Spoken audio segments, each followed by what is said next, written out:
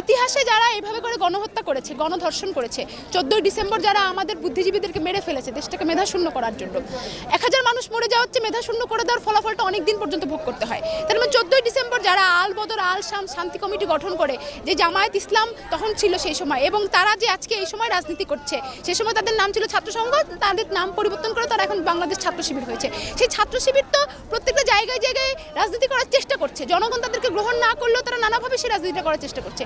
রাষ্ট্রীয়ভাবে তাদেরকে বয়কট করবা, তাদেরকে বর্জন করবার কোনো আয়োজন আমরা দেখছি না, এখন পর্যন্ত সেটা আমাদের চোখে পড়েনি। আপনারা জানেন যে জাহাঙ্গীরনগর বিশ্ববিদ্যালয়ে ছাত্র শিবির যখন আত্মপ্রকাশ করে, সেখানে সর্বপ্রথম আমরা বাংলাদেশে সেটার বিরুদ্ধে ওনারাও রাতেই আত্মপ্রকাশ ঘটিয়েছে, তার ঘন্টা দেড়েক বাদে আমরাও সেটা প্রতিবাদ করেছি। জাহাঙ্গীরনগর বিশ্ববিদ্যালয়ে 35 বছর বাংলাদেশ ছাত্র শিবির রাজনীতি করতে পারে নাই। অতএব আমাদের যে প্রতিরোধের জায়গাটা, সেই প্রতিরোধের জায়গাটা ঠিক আছে। আমরা মুক্তিযুদ্ধের চেতনা ছিল একটা অসাম্প্রদায়িক রাষ্ট্র, মুক্তিযুদ্ধ সংগঠিত হয়েছে, মুক্তিযুদ্ধের বিজয় এসেছে, আমাদের এই দেশের একটা